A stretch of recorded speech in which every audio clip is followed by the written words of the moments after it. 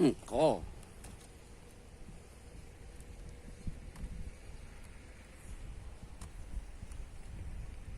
Engkol engkol ieu mah.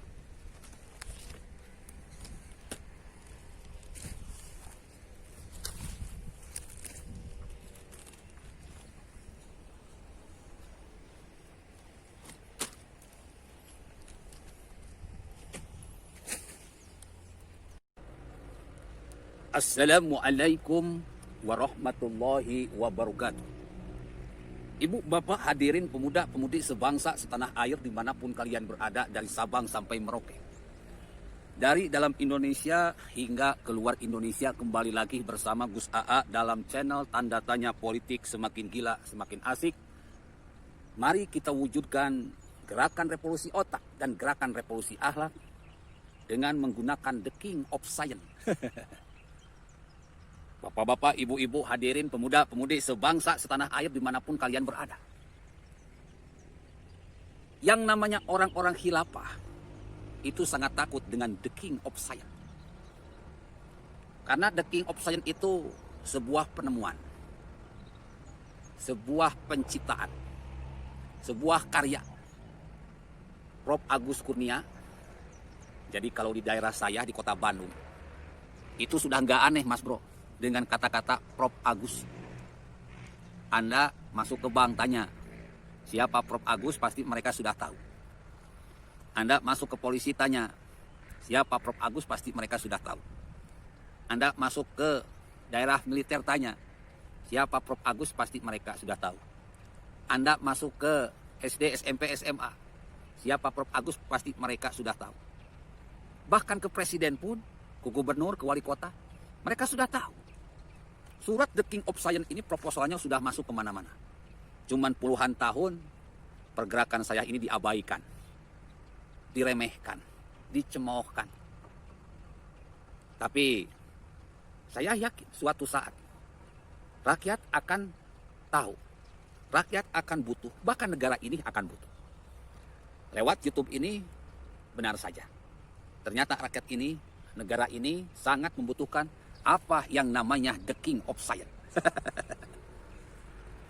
Ayo, kalian yang cinta NKRI, yang ingin jadi bos di negeri sendiri, yang ingin kaya di negeri sendiri, yang ingin berkuasa di negeri sendiri, kita harus sama-sama menggerakkan revolusi otak dan revolusi akhlak secepat-cepatnya. Ini the king of science ini adalah metode cepat agar kita cepat kaya. Metode cepat agar rakyat jadi bos di negeri sendiri. Jadi kalau dulu waktu ujian nasional, yang terkenal banyak bocoran, banyak jual kunci jawaban, banyak permainan busuk dan permainan kotor. Saya menciptakan metode cepat matematika, menciptakan metode cepat kimia, menciptakan metode cepat bahasa Indonesia, bahasa Inggris, sehingga anak didik saya banyak yang masuk ke negeri. SMP negeri favorit, SMA negeri favorit, bahkan perguruan tinggi favorit. Orang-orangnya bos sudah saya masukkan ke dinas pendidikan, nama-namanya, ke wali kota, ke gubernur, ke presiden, man. Sudah saya masukkan. Jadi bukan berita bohong. Bisa dicek mas bro, orangnya ada. Ibu, bapak, hadirin pemuda-pemudi sebangsa setanah air. Maka untuk mempercepat Indonesia jaya, Indonesia adil, Indonesia makmur, Indonesia butuh the king of science. Gak perlu memakan waktu 5 tahun. Gak perlu memakan waktu 2 tahun. Cukup 1 tahun Indonesia bisa jaya dalam segala hal. Cuman sampai saat ini proposal saya ke presiden belum ditanggapi. Mudah-mudahan dengan video ini banyak orang membantu agar proposal saya The King of Science yang sudah masuk ke istana presiden segera ditanggapi, segera dibaca, segera direspon. Kalau saya bisa bertemu presiden, maka insya Allah dengan mudah Indonesia akan menjadi negara adil dan makmur. Dalam bahasa yang lain, menjadi bos di negeri sendiri. Dan dengan otomatis pula, khilafah yang selama ini menjadi musuh yang nyata bagi NKRI bisa hancur lebur. Karena khilafah itu program sampah. Khilafah itu program tai. Khilafah yang mereka gadang-gadangkan beda dengan khilafah Islamiyah. Khilafah yang mereka teriak-teriakan dengan bendera hitam putih itu khilafah iblisnya, khilafah setannya, khilafah hewaniyah, khilafah nafsuniyah. Ibu, bapak, hadirin pemuda-pemudi sebangsa setanah air. Pada kesempatan ini saya ingin berbicara tentang sebuah tantangan dari para fans. Jadi para kadun ini terus mantau bahwa saya ini orangnya itu nggak pandang bulu, nggak pandang kulit. Mau rakyat kecil, mau pejabat, kalau edan saya lawan. Mau rakyat kecil, mau pejabat, mau ulama, kalau sinting pasti saya lawan. Mau rakyat, mau pejabat, mau ulama, kalau menginjak-injak Al-Quran, pasti saya lawan. Mau rakyat, mau pejabat, mau ulama, kalau ingin mengganti NKRI dengan khilafah, pasti saya lawan. Gak perlu dia ustadz, kiai, ajengan, habaib. Kalau berbahaya bagi NKRI. Kalau ingin mengganti sistem Pancasila dengan khilafah, saya pasti lawan. Ada pertanyaan. Ustadz, naon euy? Ustadz, saya boleh bertanya atau enggak? Boleh lah. Bertanya itu gratis, bro. Kalau boleh bertanya, bagaimana pendapat Ustadz tentang Kiai Haji Said Akil Sirot yang mengatakan bahwa kita semua harus menghormati habaib? Ini pertanyaan, bro. Pertanyaan ini ngeri-ngeri sedap. Karena saya berkaitan dengan Ketua Umum PBNU yang selama ini pro Pancasila, yang selama ini pro UUD 1945, yang selama ini pro NKRI. Ya, yang namanya perbedaan pendapat wajar. Karena dalam Al-Quran sudah dijelaskan watawassaw bil haqq watawassaw bis sabr. Kita itu diciptakan dari tanah, Mas Bro. Tanah itu kotor. Kalau udah tanah kotor, berarti enggak bersih. Tanah itu kotor, Mas Bro. Enggak akan ada orang dimanapun yang mau mandi dengan tanah, yang mau mandi pakai tanah, kecuali kebo.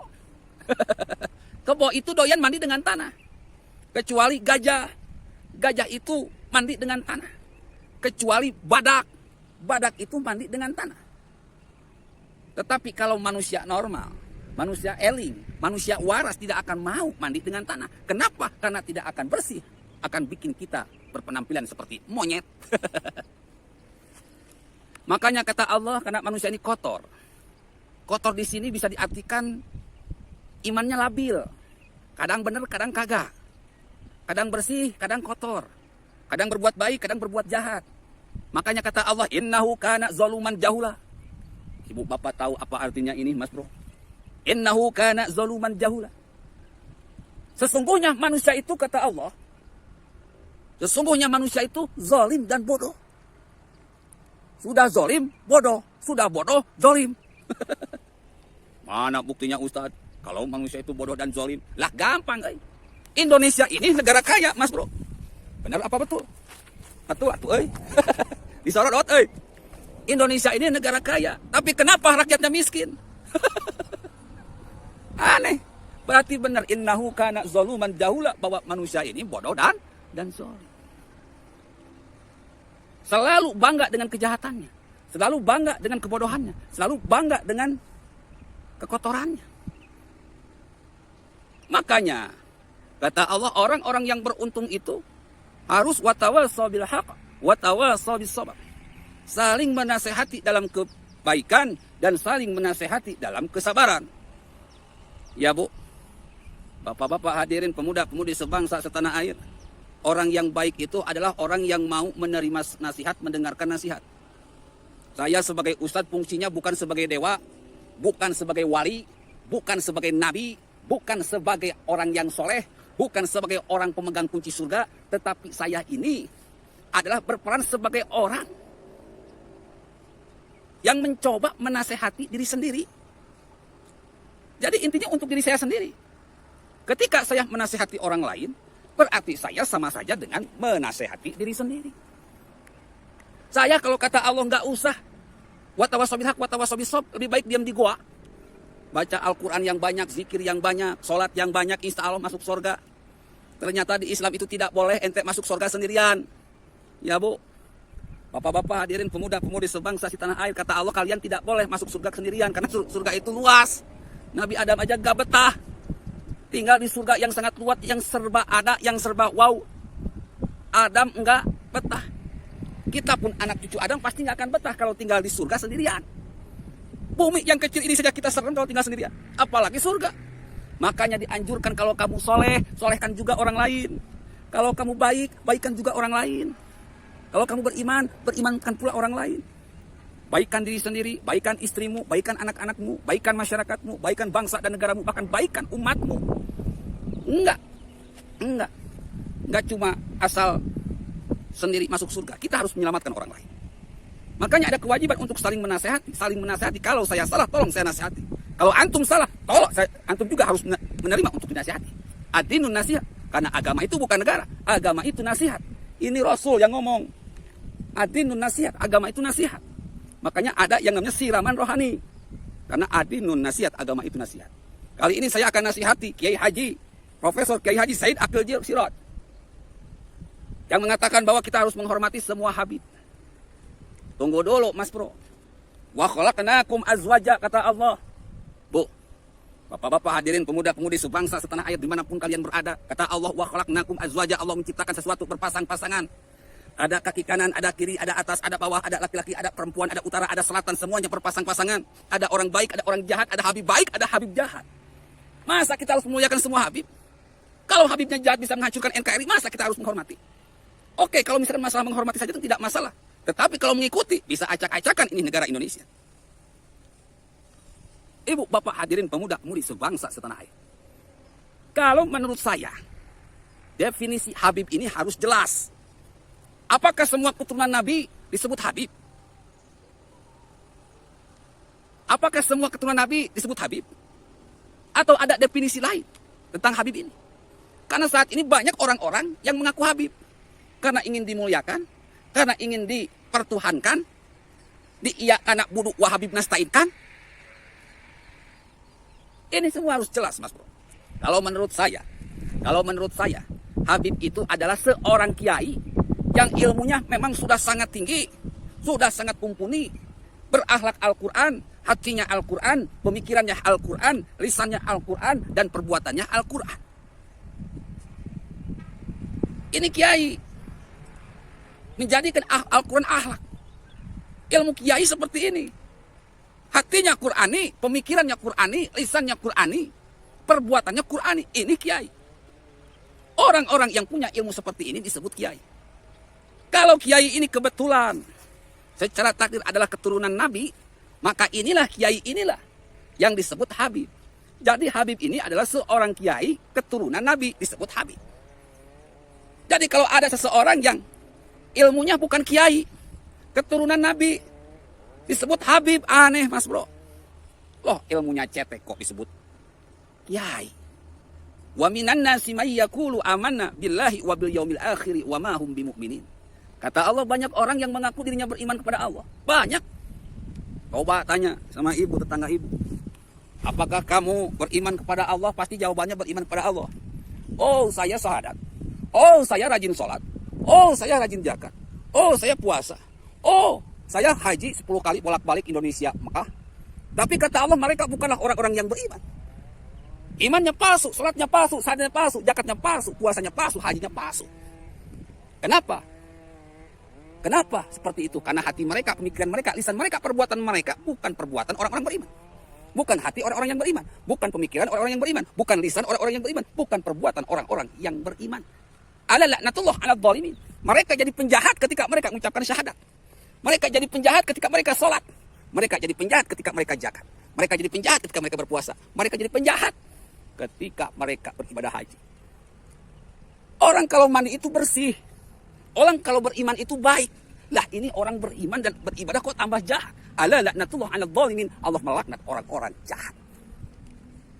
Jadi orang yang mengaku ini bebas, Mas Bro. Yang mengaku. Jadi kalau ada orang yang mengaku habib, ilmunya masih cetek, kita harus memuliakan orang-orang seperti ini. Tunggu dulu, Mas Bro. Kata Allah, inna fi khalqis samawati wal ardi wa ikhtilafil laili wan nahari laayatin lil albab. Sesungguhnya dalam penciptaan langit dan bumi dan silih bergantinya siang dan malam terdapat tanda-tanda bagi orang-orang yang berakal. Anda lihat rekam jejak dia, apakah baik atau buruk. Kalau hatinya jahat, lisannya jahat, pemikiran jahat, perbuatannya jahat, meskipun dia seorang habib, nggak perlu dimuliakan, nggak usah dihormati. Yang kayak gini mah dijauhi. Allah saja melaknat, ya kita juga harus melaknat. Ala laknatullah ala zalimin. Allah melaknat orang-orang yang jahat. Allah melaknat Habib yang jahat, maka kita pun harus melaknat. Kalau kita muliakan orang-orang jahat, rusak ini negara, Mas Bro. Jadi harus jelas dulu definisi Habib itu seperti apa yang harus dimuliakan oleh kita. Habib yang berilmu kiai, yang akhlaknya Al-Quran. Orang-orang seperti inilah, Habib seperti inilah yang harus kita hormati, yang harus kita muliakan. Tsumma awrasnal kitaba alladzina istafaina min ibadina. Orang-orang seperti ini, Habib-habib seperti ini memang pilihan Allah yang harus kita jaga, yang harus kita lindungi, yang harus kita muliakan, karena memang hatinya mulia, pemikirannya mulia, lisannya mulia, perbuatannya mulia. Mungkin ini yang dimaksudkan oleh Kiai Haji Said Akil Siron. Kita harus memuliakan para Habib yang hatinya mulia, yang pemikirannya mulia, yang lisannya mulia, yang perbuatannya mulia. Mulia berarti berdasarkan Al-Quran. Quran. Laqad kana lakum fi Rasulillahi uswatun hasanah. Hatinya, pemikirannya, lisannya, dan perbuatannya meneladani Nabi besar Muhammad Rasulullah Sallallahu Alaihi Wasallam. Sekarang kalau Habib Rizik bagaimana urusannya? Kalau menurut saya, kalau Allah saja sudah melaknat, ya kita juga harus melaknat. Melaknat bukan orangnya. Yang kita laknat itu adalah perbuatan jahatnya. Yang dengan terang-terangan ingin mengganti sistem, ingin mengganti Pancasila dengan khilafah. Ini yang kita laknat. Ala laknatullah ala zalimin. Allah melaknat orang-orang jahat. Ya kita pun harus melaknat Habib yang jahat. Ingat Bu, bapak-bapak hadirin pemuda-pemudi sebangsa setanah air. Malaikat pernah protes kepada Allah, ya Allah kenapa engkau mau ciptakan manusia di muka bumi? Kata Allah, wa idh qala rabbuka lil malaikati inni ja'ilun fil ardi khalifah. Para malaikat, aku akan menciptakan manusia sebagai pemimpin di muka bumi ini. Lalu malaikat protes Mas Bro. Qalu ataj'alu fiha ma yufsidu fiha wa yasfiku dima. Buat apa engkau ciptakan manusia yang akan bikin kerusakan dan pertumpahan darah di muka bumi ini? Kita harus eling. Orang seperti Habib Rizik ini adalah orang yang akan membuat kerusakan dan pertumpahan di Indonesia. Apakah orang seperti ini harus kita muliakan? Tidak, Mas Bro. Ala laknatullah ala zalimin. Allah saja melaknat perbuatan jahat, maka kita pun harus melaknat perbuatan jahat. Billahil taufiq wal hidayah. Assalamualaikum warahmatullahi wabarakatuh.